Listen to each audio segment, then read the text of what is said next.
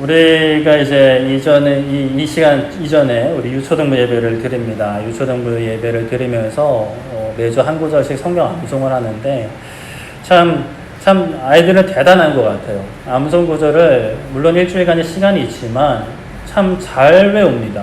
그래서 어떤 사람들은 어른들보다 어린아이가 더 잘 외운다라고 하는 것 같은데 글쎄요, 그게 어른들의 핑계인지 아니면 진짜 그런 건지 사실 정확히는 모르겠어요. 근데 저는 사실 좀 잘 안 외워지더라고요. 뭐 아이들 한 5번, 뭐 몇 번 읽으면 그래도 좀 잘 하는데, 이게 왜 그런지 모르겠어요. 그냥 뭐 나름대로 그냥 혼자 그냥 생각해 보는 건 워낙 머릿속에 드는 게 많고, 그냥 그래도 어린이들보다 많지 않겠습니까, 제가? 여러분들도 마찬가지잖아요. 그쵸? 아니세요? 이게 교만한 발언이었나요? 그렇다면 죄송합니다. 뭐 이렇게 웃으실 줄 몰랐네요. 하여튼 그냥 많다기보다는 뭐라 그럴까, 좀 지쳤다 그럴까? 새로운 정보를 넣는다는 게 물론 뇌가 노화되는 것도 있겠지만, 그래서 참 이 무엇을 새로 안다라는 것이 참 쉽지 않아지는, 죄송합니다. 제가 뭐 나이가 그렇게 많지는 않지만 나이가 더 들수록 그렇겠죠. 새로운 것을 배워가고 새로운 것을 알아가는 게 참 쉽지 않은데, 그럼에도 불구하고 우리가 하나님을 알아간다는 것은 우리가 평생에 정말 놓쳐서는 안 되는, 우리가 내려놓아서는 안 되는 평생의 어떤 숙제라고 하면 너무 부담스럽고, 평생의 뭐라 그럴까, 취미? 뗄래야 뗄 수 없는, 놓을 수 없는 취미, 사명이 될 수 있기를 소망합니다. 그래서 지금 이 시간도 하나님을 아는 시간, 물론 제가 뭐 말씀을 이렇게 준비하지만 제가 전하는 말씀이 뭐 엄청나게 막 새로운 내용은 아닐 겁니다. 그쵸?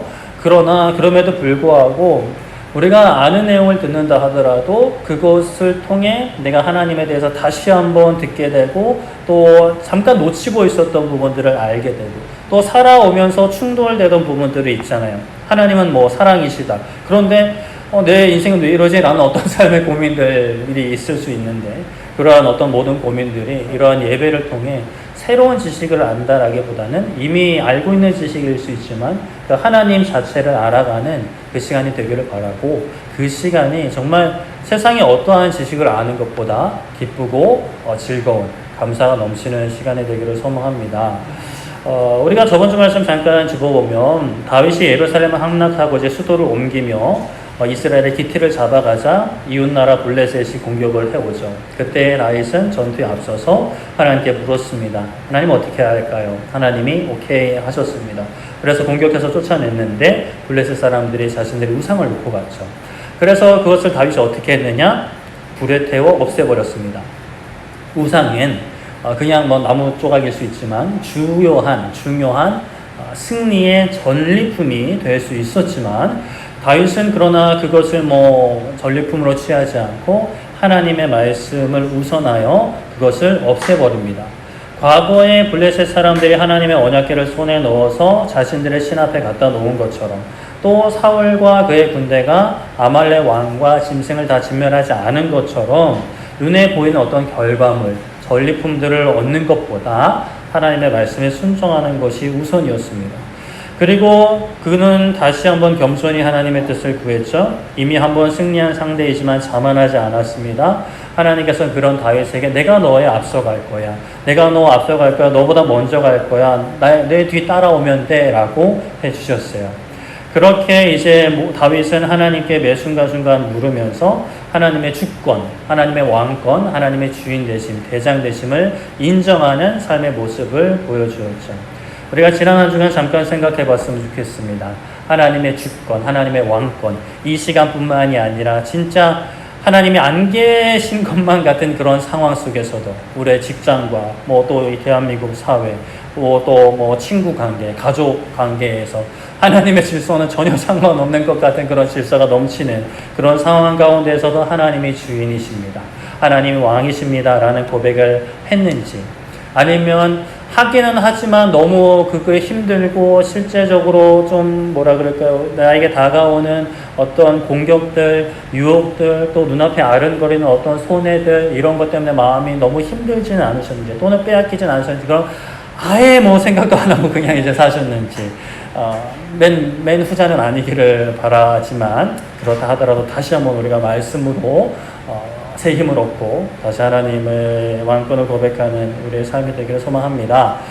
오늘은 이제 다윗이 나라를 안정시키는 가운데 또 하나 중요한 일을 해요. 이전에는 이제 블레셋이 뭐 쳐들어왔으니까 싸운 거고, 이번에는 그 나라 안에서 굉장히 중요한 일을 하는데 뭐냐, 바로 하나님의 궤를 이제 자기네 왕궁으로 이제 모셔오는 거예요. 하나님의 궤가 뭐냐, 뭐 아시는 분들 다 아시겠지만, 과거 이스라엘 백성들이 애굽에서 나온 다음에 하나님께서 이스라엘 백성들과 나는 너희 하나님이 되고 너희는 내 백성이 될 거야, 이제 우리는 이제 결혼한 것과 같은 관계야 라고 이제 언약을 맺으실 때, 내가 너와 함께 해 라는 상징으로 만든 상자 큰, 뭐 엄청 크진 않지만 한 이 정도 되려나, 이렇게 이제 상자, 그리고 금박을 입힌 그런 상자입니다. 특별한 상자, 특별한 궤짝이기 때문에 그것 자체는 하나님의 임재의 상징이었던 거죠. 당연히 이스라엘 백성들한테는 이 궤가, 이 상자가 너무나 중요한 물건이었어요. 자, 중요한 물건일수록 어디다 두어야 될까요? 어디다? 중요한 곳에 두어야겠죠. 가까이 두어야겠죠. 물론 너무 중요해서 꽁꽁꽁 뭐 숨겨놓는 뭐 그런 경우도 있을 수는 있지만, 그래도 뭐 통상적인 경우는 안전하고 또 가까이 내가 항상 이제 볼 수 있는 곳에 두려고 합니다. 그런데 그 중요한 물건이, 이스라엘 나라에 있어서 중요한 물건이 기럇 여아림, 오늘 말씀 2절에 보면은 바알레 유다라는 곳에 있었다라고요. 그런데 이곳은 그렇게까지 중요한 지역은 아니었습니다. 뭐 전략적 요충지나 뭐 수도가 아니었던 거죠. 그렇다면 왜 하나님의 궤가 그곳에 있었을까? 여기 앞에 이제 그림을 보시면 처음에 포인트가 있을 텐데, 자, 우리 이제 이게 요단강이잖아요. 이스라엘 백성들이 애굽에 한 이쯤 있었어요. 그리고 이제 나와가지고 여기로 이제 올라가려다가 빠꾸 먹고 40년 뺑뺑뺑뺑뺑 돌다가 일로 와서 이제 요단강을 건넜습니다. 그래서 이제 이쪽 뭐 여리고 뭐 길갈 이쪽으로 갔다가 처음에 뭐 이렇게 여차저차 하다가 궤가 이게 뭐 좀 이동을 해요. 이동을 하다가 이 아수도까지 가는데 여기는 블레셋 땅. 저번 주에 말씀드렸죠. 블레셋 사람들한테 뺏겼단 말이에요.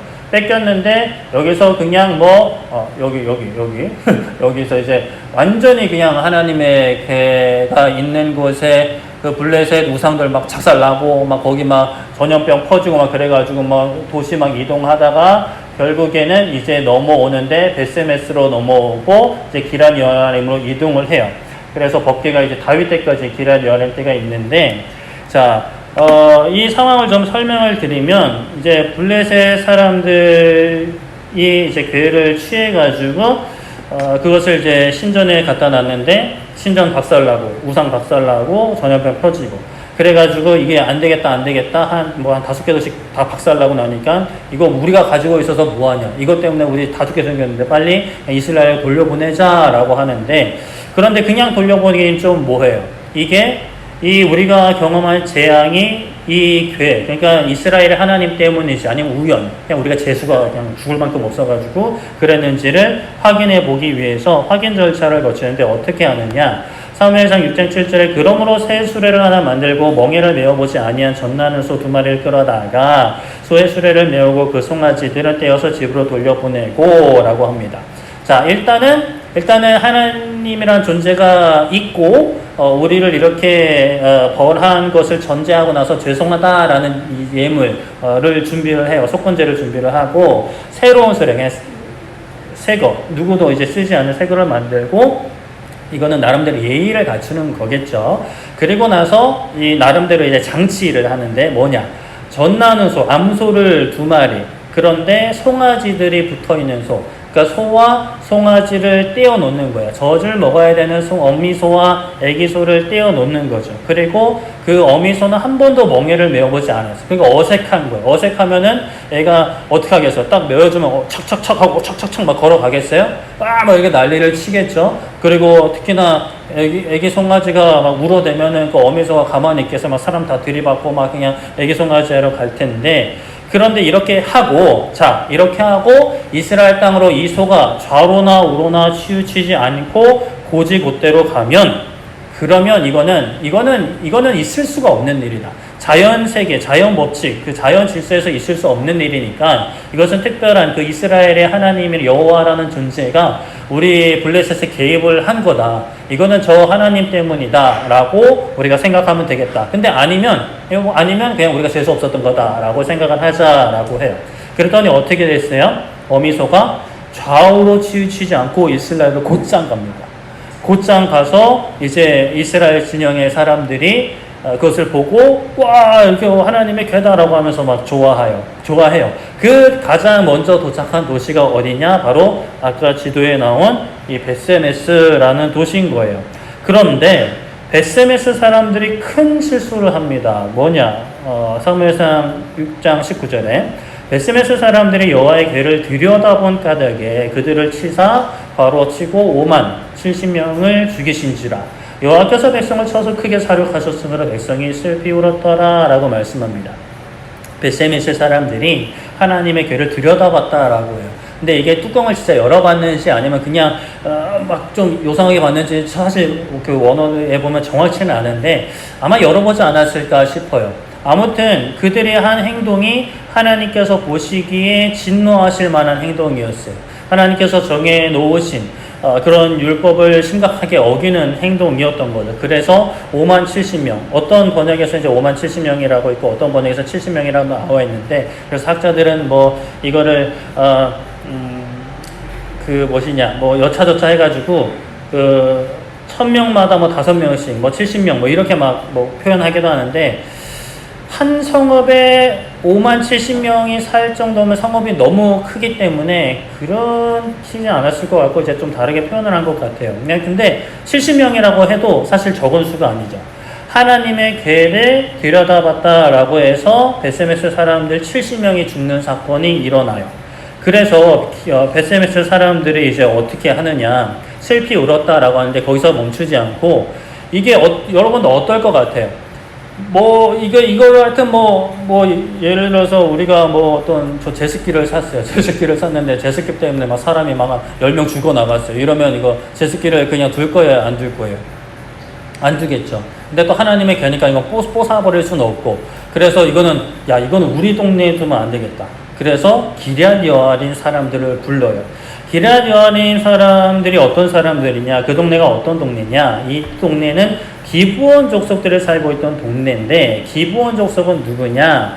그 과거에 이제 다시 지도 보면 이 처음에 이제 그 요단강을 건너서 여리고를 함락하고 아이성 함락하고 그 다음에 기브온 사람들이 원래는 가나안 원주민들인데 유일하게 다른 원주민들과 다르게 여호수아 편에, 그러니까 이스라엘 편에 붙으려고 해요. 근데 이스라엘 사람들이 가나안 원주민들을 다 죽이려는 계획을 알고 있어서 이거 그냥 갔다가는 그냥 뭐가 좀 날아가게 생겼으니까 거짓말을 하죠. 멀리서 온 것처럼 꾸며가지고 거짓말을 해요. 우리 멀리서 왔습니다. 당신들 그거 하신하려고 멀리서 왔습니다. 여기 가나안 땅 사람들 아니에요. 이렇게 이제 거짓말을 합니다. 근데 여호수아와 그 리더급들이 하나님께 묻지도 않고 그냥 오케이 이제 하고 화친 조약을 맺어버리는 거죠. 그리고 나서 한 며칠 걸어가다 보니까 걔네들이 이제 살고 있는 걸 이제 발견을 해가지고, 너희들 왜 거짓말했어? 라고 하니까, 우리 살고 싶어서 그랬어요. 라고 이제 해서, 약속은 약속이니까, 죽이지는 않고, 근데 너희들 거짓말했으니까 대신, 평생 이스라엘의 종으로 살아라.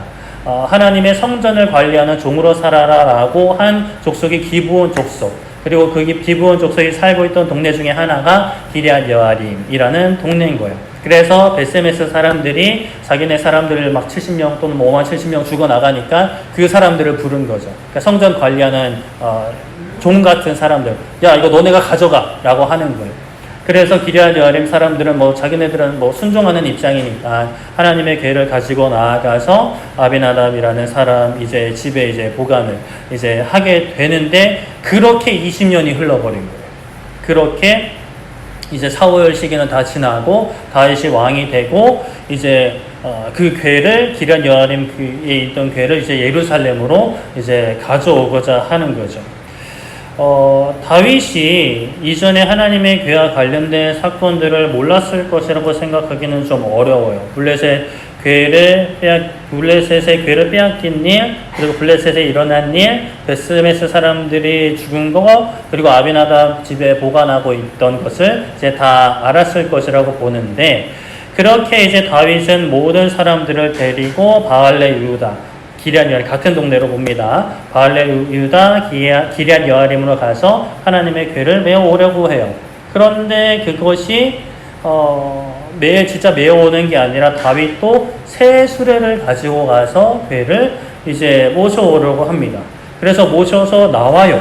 그리고 아비나답의 아들 우사와 아효라는 사람이 그 새 수레를 이제 몰면서 나아가요. 아효가 앞서가고 우사가 옆인지 뒤인지 있었던 것 같습니다. 그렇게 걔가 이동하는데 또 다윗은 이게 너무 소중한 일이에요. 그래서 여러 가지 악기로 하나님 앞에서 찬양을 하고 걔가 가는 그 행렬에서 연주가 울려 퍼졌다라고 합니다. 그런데 문제가 발생하죠. 나곤이라는 사람의 타작마당을 지나는데 그 타작마당이 곡식 때문이었는지 뭐 때문인지 정확히는 언급되어 있진 않지만 수레를 끌던 소들이 막 뛰기 시작합니다. 앞으로 뛰어가는지 이렇게 위아래로 뛴 것 같은데, 그런데 여기서 우사가 하나님의 궤를 손으로 붙들어요. 왜 그랬을까요? 아마도 하나님의 궤가 수레 밖으로 떨어질 수 있으니까 붙잡았던 것으로 보입니다. 그런데 하나님께서 그것을 어떻게 보셨나? 사무엘하 6장 7절에 여호와 하나님이 우사가 잘못함으로 말미암아 진노하사 그를 그곳에서 치시니 그가 거기 하나님의 궤 곁에서 어떻게 되었다고요? 죽으니라. 자, 우사가 잘못했다라고 하세요. 그래서 하나님께 진노를 하시고 그를 치시는데 그냥 바로 즉교심판 죽이시는 거예요. 이 말씀을 보고 많은 사람들이 의아해합니다. 아니, 소가 뛰니까 괴가 떨어질 것 같았겠죠. 그거 가지고 그래서 괴를 이렇게 자기 마음대로 하려던 것도 아니고 그것 가지고 사람을 그렇게 단번에 죽이십니까? 라고 우리가 생각을 할 수가 있어요. 하나님은 마음은 살피시는 분이라고 했는데 하나님께서 우사의 마음을 아실 텐데 꼭 그렇게 죽이셔야만 했나요? 라고 생각할 수 있죠. 그러나 우리가 말씀을 또 잘 살펴야 합니다. 하나님은 마음을 감찰하시는 분이 맞죠? 자, 그러면 그런 분이 우사를 보실 때 잘못했다라는 거예요. 하나님께서 우사의 마음을 모르시고 죽이신 다음에 천국 간 다음에 우사, 아니 하나님 제가 그 궤에 떨어질까봐 그랬잖아요. 그랬어? 아유 미안하다라고 하시진 않았겠죠. 하나님이 이미 그 상황에 우사가 어떤 마음으로 궤를 붙잡았는지 하나님이 다 알고 계신 거예요. 그런 하나님이 볼 때 잘못했다라는 것은 분명히 우사 마음에 그릇된 마음이 자리 잡고 있었다라는 것이 합리적인 추론이죠. 하나님 어떻게 그러실 수 있어요는 내 경험과 내 판단으로 한 추론이고, 말씀대로 추론을 하면은 하나님은 감찰하시는 분, 그리고 하나님이 잘못했다라고 말씀을 하셨기 때문에 우사가 잘못한 게 맞아요. 하나님은 그런 행동과 마음까지 다 아시는 분이십니다. 하나님, 그리고 기본적으로 하나님의 궤는 만져서는 안 돼요. 그럼 떨어지도록 그냥 냅둬요? 사실 떨어질 것 같았다라는 말씀이 없어요. 그냥 어느 상황인지는 알 수 없지만 우사가 앞서 나간 것이죠. 그리고 애초에 하나님의 궤는 수레로 옮기는 게 아니라 레위인들이 어깨로 메어 옮기게 하셨습니다. 블레셋이 그렇게 한 거는, 블레셋은 하나님의 백성들이 아니에요. 율법 안에서, 율법의 그 약속 안에서 하나님의 백성이 된 선택받은 민족이 아니란 말이에요. 그러니까 하나님께서 그런 것을 다 이제 감안하시고 역사를 하신 거고, 지금 이것은 다윗이 이스라엘을 이제 자리에 잡아가는 시점에서 이것을 그냥 냅두면 안 되는 상황인 거예요. 처음에 지을 때 차곡차곡 하나님의 말씀대로 잘 지어져야 되는데, 이런 거 하나, 그럴 수 있지. 나중에 이제 와장창 무너질 수 있는 게 되는 거죠. 결국에 다윗 인생이 한번 와장창 무너지긴 하죠. 다윗이 하나님의 궤를 가까이 두고자 한 것은 참 칭찬할 만하고 복된 마음이지만, 그 방법까지는 아직 신경 쓰지 못한 미숙함이 여기에 좀 드러나기는 합니다. 게다가 우사는 더 경솔히 악한 행동을 한 거예요. 소가 뛰긴 했는데 어느 정도 뛰었는지 자세히 묘사되어 있지 않고요. 분명한 것은 모든 것을 아시고 살피시는 하나님께서 보시기에 우사의 행동은 잘못했다. 하나님이 진노하실 만큼 우사 행동은 잘못했다라는 것이 성경적인 접근입니다. 다윗은 근데 이 일로 인해서 어떠한 반응을 보이느냐? 다윗이 분함을 느꼈다라고 해요. 화를 냈다라고 합니다. 그런데 이제 하나님께 화를 냈다라고 정확히 말씀하지 않고 그냥 이 상황 자체가 너무 열받았던 것 같아요. 뭐 하나님이 어떻게 이러실 수 있냐라고 할 수도 뭐 그런 마음도 있을 수 있지만 우사 걔는 왜 그걸 붙잡아가지고 이 사단을 만들었냐라는 복합적인 감정이 있었겠죠. 그리고 나서 다윗이 또 무엇을 하느냐? 두려워해요. 6장 9절에 다윗이 그날의 여호와를 두려워하여 이르되 여호와의 개가 어찌 내게로 오리요. 자, 다윗이 이 우사가 죽은 이 상황 속에 아마도 20년 전 그 베세메스 때 일어난 사건이 함께 기억났을 수도 있을 것 같아요. 모르진 않았겠죠. 그때는 70명, 많으면 5만 70명까지 죽었는데 지금은 우사 한 명만 죽긴 했어요. 근데 그때도 자 괴가 있는 사건에서 물론 잘못한 것은 다 베세메스 사람들이 잘못을 했지만 그래도 일단 사람들이 죽어나갔잖아요. 그리고 이 상황에서도 우사가 잘못했지만 우사가 죽었단 말이에요. 하나님의 괴로 인해서 사람이 죽어나가니까 이게 다윗 마음에 두려움이 몰려오는 거죠. 야, 이거 뭐 내가 만약에 이 괴를 이제 우리 집으로 가져갔다가 이거 분명히 우리 집에도 뭐 사람 죽어나가겠구나, 살아나겠구나라는 생각이 들 수 있는 거예요. 그래서 다윗이 하나님의 괴를 예루살렘으로 모셔가는 것을 스탑하고 가드 사람 오베데돔의 집으로 이제 메어갔다라고 해요. 가드는 블레셋 지역인데 오베데돔이라는 사람이 아마 이제 가드 출신으로 이스라엘 지역에 살고 있었던 것으로 보입니다. 그러니까 이제 이방 땅으로 이제 하나님의 괴를 쫓아버린 것은 절대 아닐 것이고, 자, 다윗은 지금 당장 일어난 일들로 인해서 그리고 자기 머릿속에 있는 과거의 일들로 인하여서 아마도 분노하고 두려워해요. 왜 이런 일이 생겼는지, 하나님께서 왜 그런 일을 행하셨는지까지는 아버지의 마음까지는, 아버지의 뜻까지는 미치지 못하는 거예요. 지금 당장 내 눈앞에 보이는 상황 보고 하나님의 괴를 가까이 하는 것, 하나님을 가까이 하는 것을 포기합니다. 물론 뭐 끝까지 포기하진 않지만 오늘날 우리가 이런 실수를 범하고 있지는 않은가, 또 과거에 그러진 않았는가, 또 앞으로 이럴 수 있는데 우리가 이런 모습을 돌아보아야 합니다. 당장 눈에 보이는 상황을 봐요. 사람이 눈에 어떤 장애가 있지 않은 한 눈에 보이는 것을 먼저 보니까 그것이 우리의 삶에 지대한 영향을 미치는데, 그런데 이제 그것만 보이는 거예요. 안 좋은 것만 보여요. 두려운 부분만 보입니다.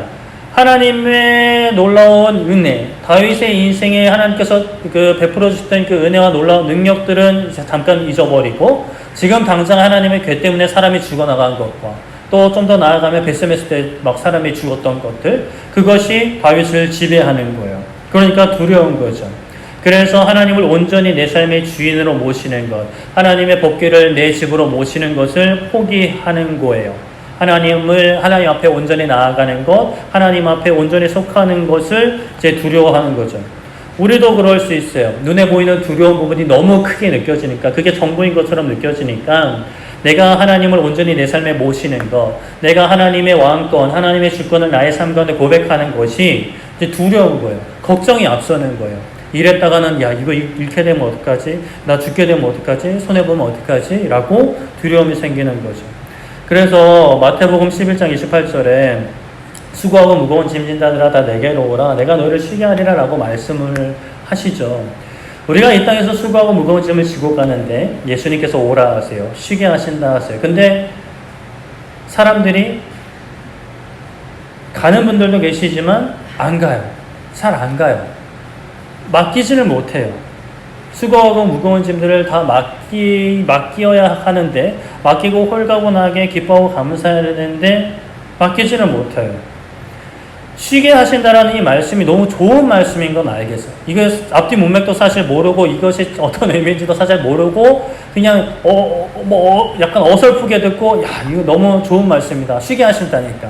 근데 온전히 예수님께 나아가서 내 어떤 인생의 책임들, 내 인생의 무거운 짐, 기도 제목들을 내려놓지 못해요. 기도는 하는데 기도를 해도 맡기지를 못하니까 계속 마음이 힘들어. 계속 걱정이 돼. 계속 염려가 돼. 두려움이 떠나가지를 않아. 내가 이 땅에서 누리고자 하는 것들, 내가 바라는 것들을 누리지 못할 것처럼 내가 좋아하는 것들을 무조건 멀리하고 힘든 길을 걸어가야 할 것처럼 예수님께 나아가면 예수님 안에 들어가면 그냥 뭐 완전히 수도승처럼 살아야 될 것 같고 저 앞에 있는 목사처럼 살아야 될 것 같고 뭐 이런 걱정들 때문에 게다가 다음 구절 우리가 지난번에 살펴본 것처럼 29절에 나는 마음이 오냐고 겸손하니 나의 몽에를 메고 내게 배우라 그리하면 너희 마음에 쉼을 얻으리니 이게 쉼을 얻는다 몽에를 맨다 이게 좀 안 맞잖아요. 사실 우리의 상식으로는 예수님의 멍에를 메고 배우라 하시니까 아니 멍에 매는 것도 힘들고 배우는 것도 힘들어 죽겠는데 뭘 또 이렇게 또 하라고 하시니까 두려운 거죠. 걱정이 돼요. 마음이 편치를 않아요. 예수님을 믿기는 믿는데 온전히 믿지를 못하는 거예요. 예수님께 기도는 해요. 도와달라고. 근데 이게 도와줄지 안 도와주실지 확신도 없으니까 걱정은 계속 붙들고 살아가는 거예요. 예수님의 십자가를 나도 지고 가는 것도 두렵고 내가 삶에 갖고자 하는 것들을 다 못할 것 같은 것도 두렵고 그래서 계속해서 신앙생활을 그래도 나름대로 열심히는 하는데 수고하고 무거운 짐을 계속 가지고 살아가요. 또 기도했다가 응답받지 못한 경험들도 있죠. 헌신했는데 열매는 없고 고생만 죽어라 한 경험들도 있어요. 그런데 발목이 잡혀서 심지어 기도도 하지 못하고 더 이상 헌신도 못해요. 봉사 못하게 했어요. 헌금 못하게 했어요. 허물 못하게 했어요. 예배 못 드리겠어요. 하나님과 점점 멀어져요. 하나님께서 어떤 분이신지 제대로 보지 못하고 있는 거예요. 마치 다윗이 베세메스 사람들을 죽이신 하나님, 우사를 죽이신 하나님에만 이제 초점이 맞춰져 있으니까 분노하고 두려워했던 것처럼 하나님의 모습은 맞긴 한데 단편적인 모습만 보고 하나님을 점점 이제 두려워서 이제 멀어지는 거죠. 내 삶의 고생스러운 모습들 또는 세상에 존재하는 악한 모습들을 보고 하나님이 받아들여지지 않아요. 아니 하나님 계시면 어떻게 이러실 수 있어요? 나에게 어떻게 이러실 수 있어요? 내가 뭘 잘못했다고. 또 이 세상에 또 연약한 사람들 있잖아요. 고통받는 사람들 있잖아요. 특히 막 어린 아이들이 막 밥을 못 먹고 막 굶고 있다고 계속 막 유튜브 광고에 나오고 우리나라는 그나마 양반이지 뭐 저기 아프리카나 뭐 동남아 제3세계 뭐 이런 데 보면은 우크라이나 뭐 이쪽에 보면은 뭐 참 이루 말할 수 없이 고통받는 아이들이 있는데 하나님 어떻게 선하신 하나님이 살아계시면 그거 그냥 내버려 두세요. 뭐 이런 생각들 때문에 하나님 앞에 나아가기보다 두려워하기도 하고 분노하기도 합니다. 우리는 하나님을 정말 잘 알아야 합니다. 마귀는 하나님의 단편적인 모습만 보게 하고 거기에 거짓말을 추가해서 어떻게든 우리가 하나님과의 멀어지게 하려고 해요. 마태복음 25장 14절에 보면요. 달란트 비유가 나옵니다. 이 비유는 많이 들어보셨겠죠? 못 들어보시면 지금 들어보시면 돼요. 괜찮아요. 한 주인이 타국에 갈 때 종들을 불러 자신의 소유를 맡깁니다.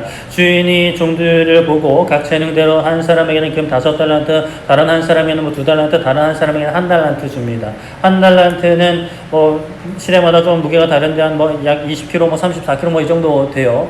금이 그 정도 되면 요즘 얼마나 하나 시세로 제가 확인은 못 해봤는데 하여튼 그냥 엄청나게 많은 돈입니다. 맡겨요. 하여튼 그렇게 맡기는데 주인이 떠나자 5달란트 받은 종은 그것으로 장사하여 5달란트 남기고 2달란트 받은 종은 장사해서 2달란트 남기고 그런데 1달란트 받은 사람은 어떻게 하죠? 가서 땅을 열심히 파요. 나름대로 수고도 하죠. 땅을 파고 그 주인의 것을 감춰둡니다. 시간이 오래 지났다라고 해요. 그래서 주인이 돌아와서 종들을 불러서 결산합니다. 그래 와봐. 가지고 그때 내가 맡긴 것이 가지고 와봐 라고 해요. 그래서 5달란트 받은 사람은 또 5달란트를 열심히 들고 와서 주인 앞에 보고합니다. 저 이렇게 했습니다 라고 하니까 주인이 칭찬해요. 마태복음 25장 21절에 그 주인이 이르되 잘하였도다 착하고 충성된 종아 너가 적은 일에 충성하였음에 내가 많은 것을 너에게 맡긴다. 너의 주인의 즐거움에 참여할 거다 라고 합니다. 착하고 충성된 종 이제는 쉬어라가 아니라 더 많은 것을 맡긴대요. 근데 이게 힘들고 어려운 게 아니라 주인의 즐거움에 참여한다라는 겁니다. 하나님께서 우리에게 주시는 상이 때로는 더 많은 일을 하는 상을 지금 엄청 튀는 더 많은 일을 하는 상을 주실 수 있어요. 그때 그것이 우리에게 부담이 아니라 즐거움에 참여하는 것임을 정말 고백할 수 있는 우리가 되기를 바랍니다. 자, 이렇게 이제 첫 번째 종을 칭찬하고 두 번째 2달란트 받은 사람도 와서 이번에 여차저차 얘기하니까 아주 똑같이 토시 하나 틀리지 않고 똑같이 칭찬을 합니다. 그런데 문제는 누구예요? 한 달란트 받은 사람입니다. 그 한 달란트 받은 사람이 와서 이릅니다. 24절에 한 달란트 받았던 자는 와서 이르되 주인이여 당신은 굳은 사람이십니다. 심지 않은 데서 거두시고요 해치지 않은 데서 모으는 줄을 제가 알았습니다. 그래서 한 달란트 그대로 가져왔습니다 라고 해요. 여러분들 이 말씀을 보실 때 어떤 느낌이 들어요? 약간 좀 쎄하지 않으세요? 굳은 사람이다. 그래, 심지가 굳은 사람. 그런데 심지 않은 데서 거두고 해치지 않은 데서 모은다? 이거는 약간 불로소득 취하는 그런 건데 라는 생각이 드시죠? 사실 이게 약간 좀 돌려까는 거예요. 주인을 굳은 사람이라고 하는 그 굳은 사람은 원어에 보면 어려운 사람, 또 완악한 사람이라는 뜻이 있어요. 나쁜 놈이라는 거예요.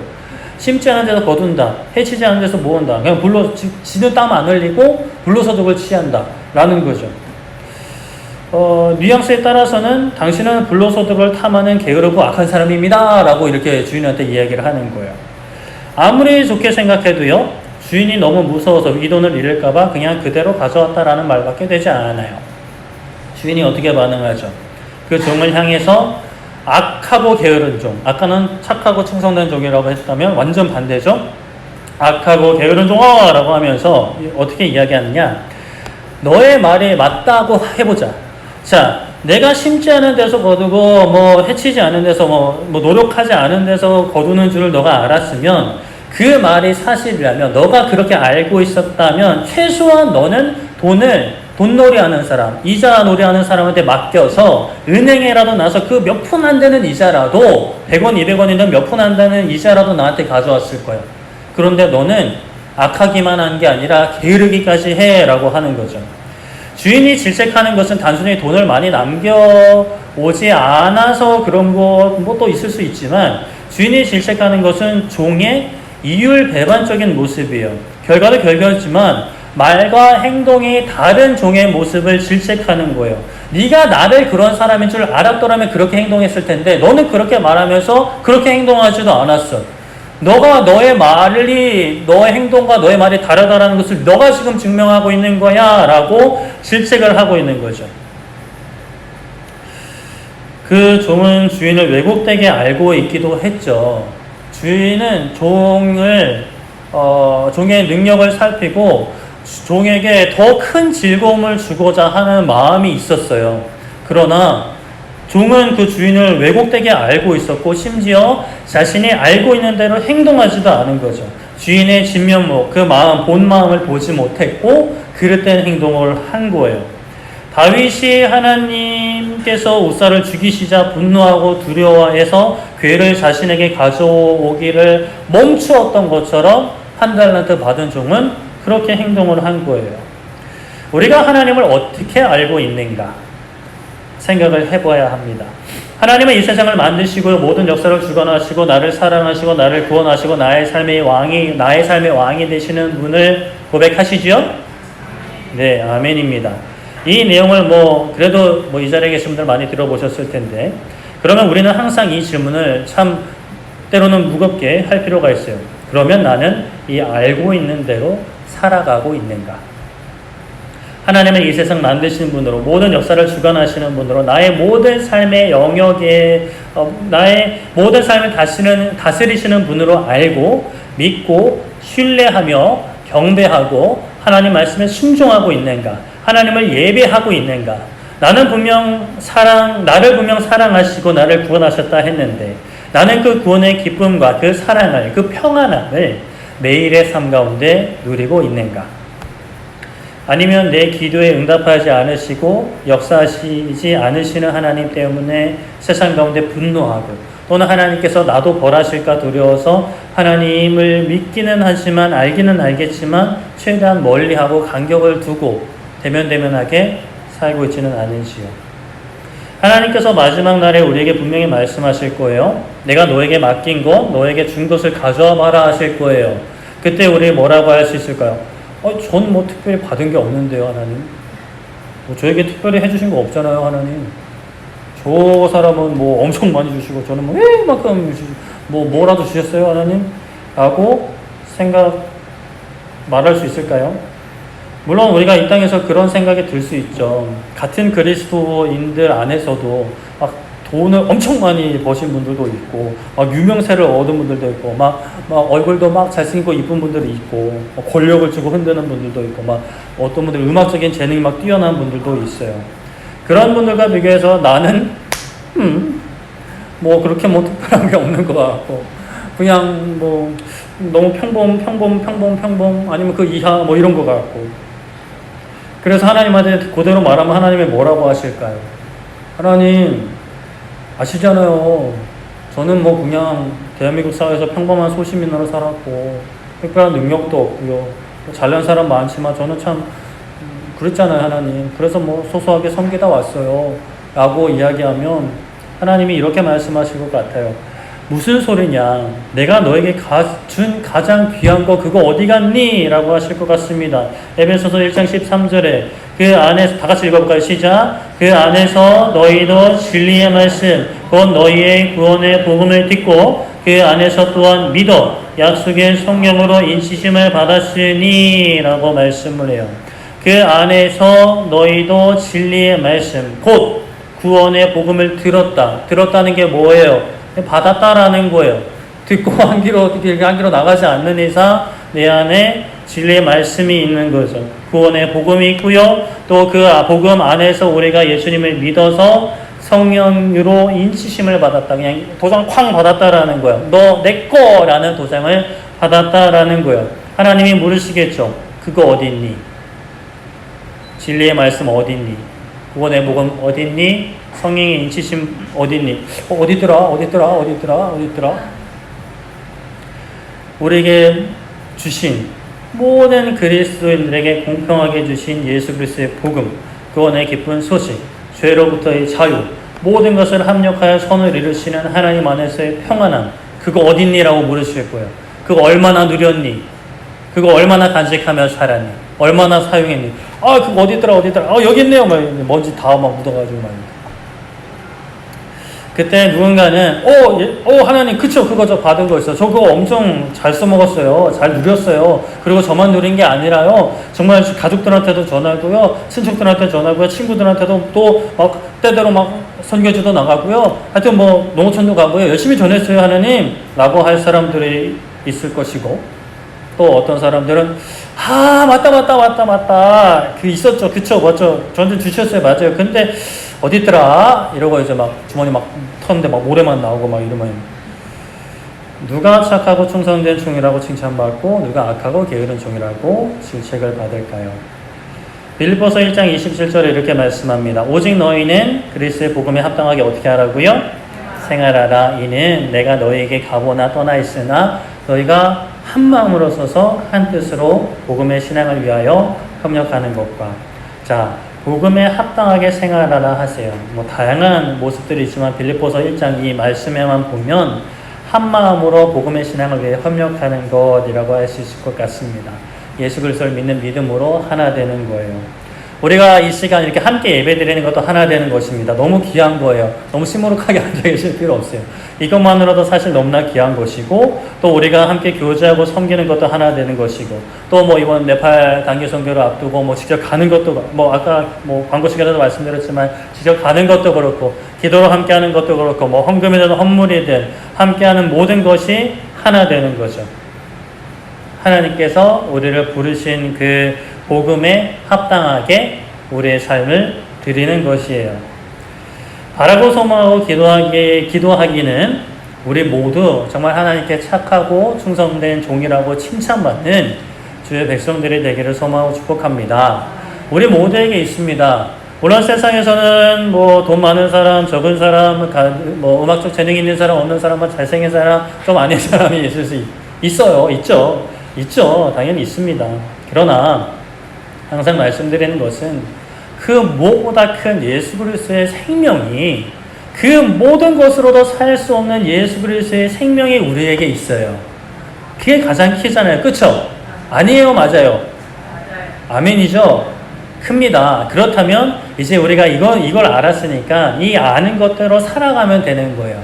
이게 뭐 사실 이게 좀 어려운 부분이긴 한데, 그러나 이것 또한 기쁨과 즐거움이라는 것을 우리가 고백할 수 있었으면 좋겠어요. 선포해야 됩니다.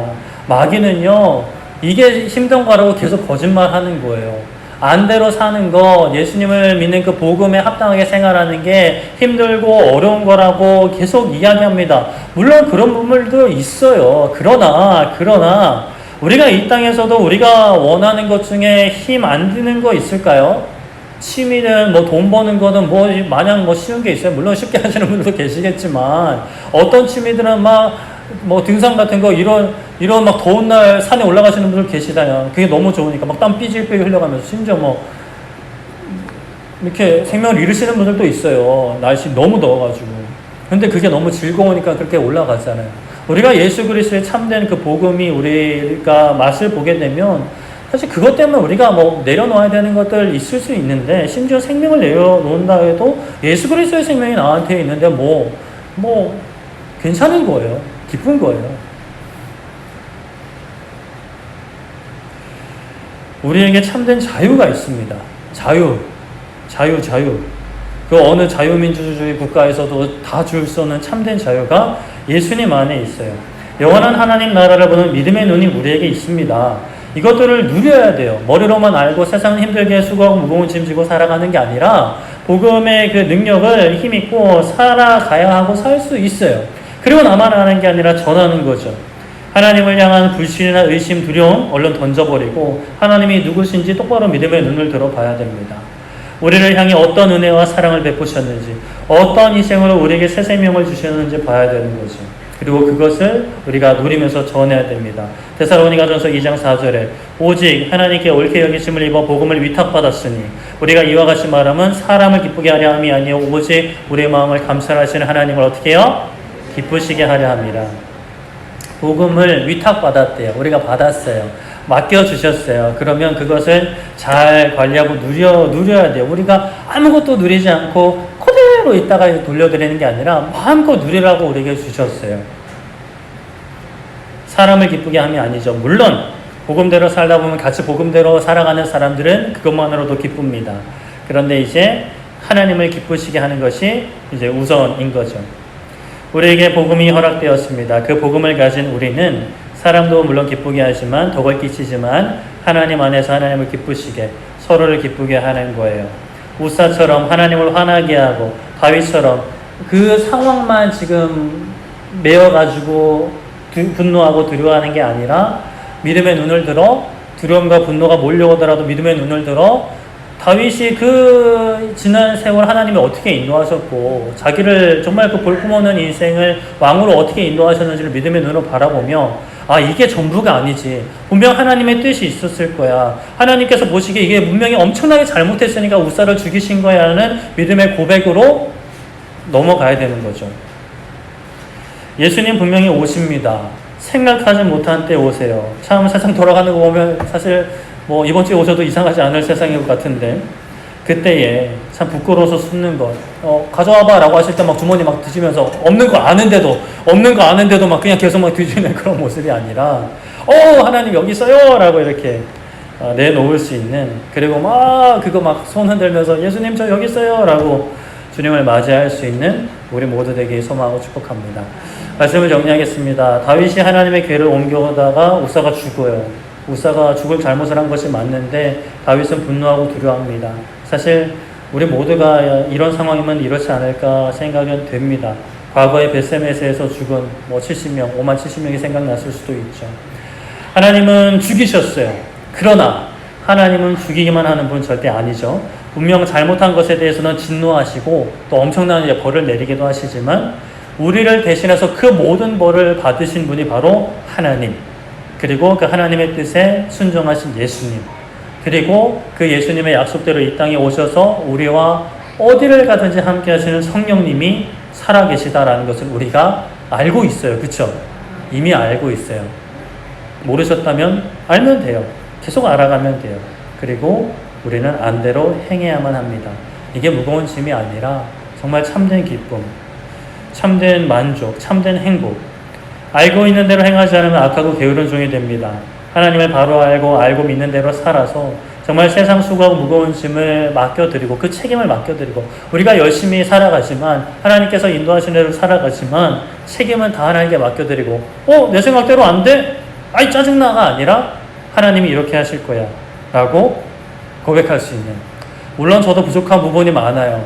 그래서 같이 사시는 분이 막 놀려요. 야, 이 말씀은 그렇게 하고 보면 지금 짜증낸다고 막 이렇게 놀리기도 합니다. 저도 많이 부족해요. 그러나 우리 또 부족한 우리가 하나 되어서 함께 자라가야겠죠? 그게 교회잖아요. 그러니까 우리 또 다시 한번 우리 이 시간 찬양하고 기도할 때 다시 한번 우리 또 마음을 다잡고 결단하면서 착하고 충성된 인종이 됩시다! 라는 마음으로 결단하고 기도하는 시간이 되기를 소망합니다. 우리 함께 찬양하고 기도했으면 좋겠는데요. 우리 다시 복음 앞에 많은 이들 말하고 많은 이들 노래는 하지만 정작 가지 않는 길, 두려운 생각보다 뭐지 그다음 많이 힘들고 험한 길보다 그저 말로만 가고 그냥 편한 길로만 가려 하는 신앙의 야성을 잃어버린 그런 세대가 되지 않고 정말 참된 복음의 길을 걸어갈 수 있는, 그래서 정말 교회가 교회다운 교회 되게, 예배가 예배다운 예배. 오늘 예배 어떠셨어요? 즐거우셨어요? 시무룩하셨어요?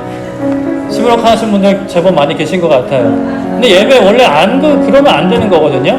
질책하는 게 아니라 저도 뭐 그럴 때가 많았고, 근데 예배는 참 행복한 겁니다.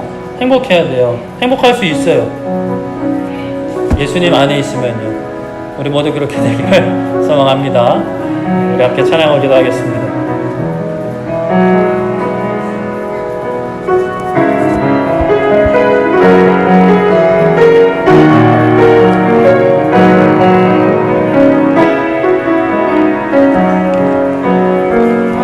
많은 일을 말하고 많은 일을 말하고 많은 일을 노래는 하지만 정작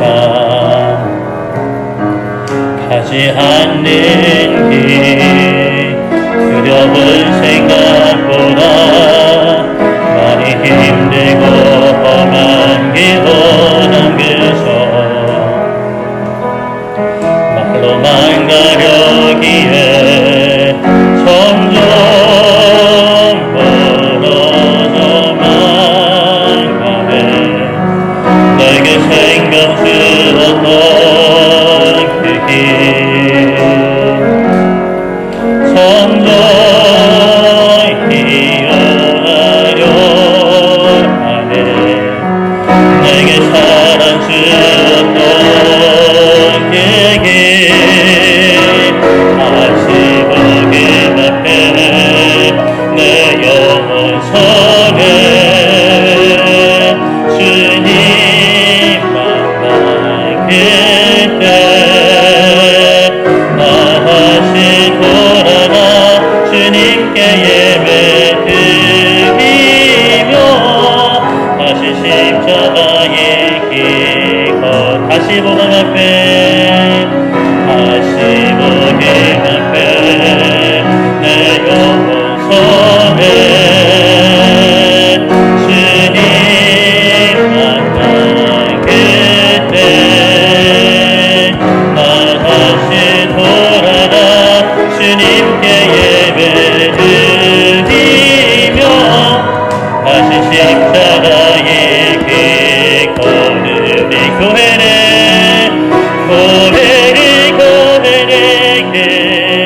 예배 되게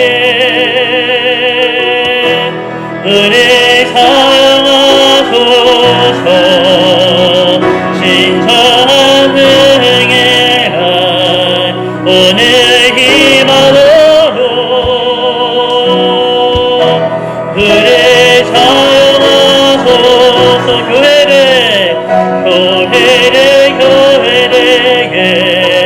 예배 되게 은혜 사용하소서. 신전한 능해라 오늘 힘으로 은혜 사용하소서.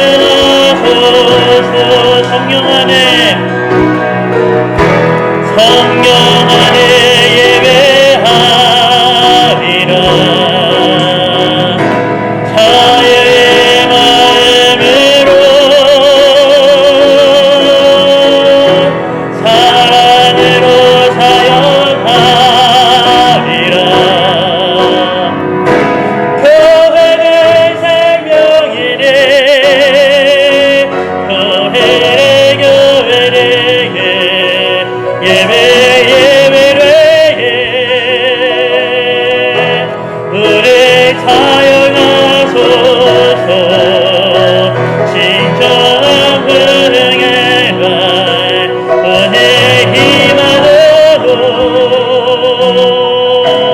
은혜 사용하소서. 아멘. 이 시간 우리 하나님 우리에게 부흥을 허락하여 주시옵소서. 진짜 부흥은 교회가 사이즈가 커지고 의리의리한 건물을 짓는 게 부흥이 아니라 이전에 내가 예배의 기쁨을 회복하는 것, 하나님과 동행하는 그 소망, 감사를 회복하는 것입니다. 하나님 나로부터 시작되게 하여 주시옵소서. 제 예배 좀 잘 드리게 해주세요가 아니라 하나님 내가 예배 가운데 기쁨을 누리기 원합니다. 하나님을 믿는 감격을 나의 일상 가운데서 누리기 원합니다. 평안함을 직장에서도 아버지 하나님 회사에서도 누리기 원합니다. 주님 안에 거하게 하여 주시옵소서. 나를 사용하여 주시옵소서라고 주여 한번 외치고 기도하도록 하겠습니다. 주여 살아계신 하나님 아버지, 이 시간 우리가 복음 앞에 서기 원합니다. 십자가 앞에 서기 원합니다.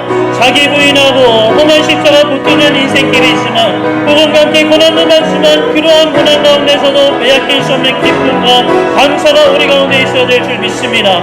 아버지 하나님 은혜로 허락하여 주시옵소서. 하나님 붙잡아 주시고 아버지 하나님 영광 받아 주시옵소서.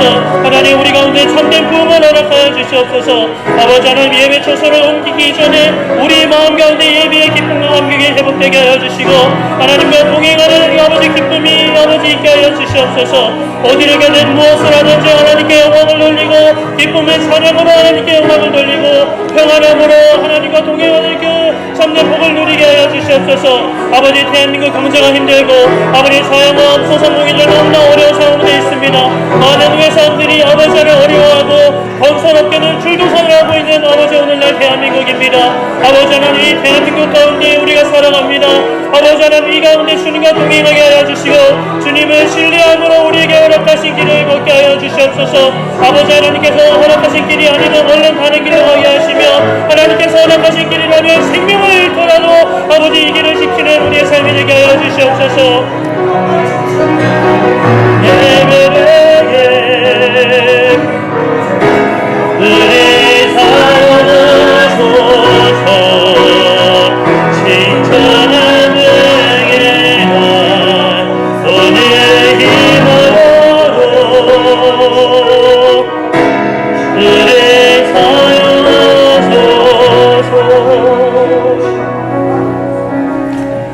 살아계신 하나님 우리 하나님과 함께하기 원합니다. 하나님 안에 있기 원합니다. 다윗이 지금 당장 우사가 죽어나가는 모습을 보고 분노하고 하나님을 두려워했지만 하나님 우리도 정말 눈앞에 보인 상황, 정말 이 어려운 상황 가운데 두려움이 몰려오고 걱정과 불안과 염려가 몰려오지만 하나님 거기에 매이지 않게 해주시고 믿음의 눈을 들어 하나님을 보게 하여 주시옵소서. 하나님의 선하심과 전능하심과 우리를 향한 그 끊을 수 없는 사랑을 믿음의 눈을 들어 보게 하시고 지금 허락하신 그곳에서 하나님의 왕되심을 고백하며 기쁨으로 찬양하는, 감사함으로 찬양하고 하나님이 행하실 일을 기대하고 소망할 수 있는 하나님의 자녀들 되게 하여 주시옵소서. 감사드리며 예수님의 이름으로 기도드립니다. 아멘.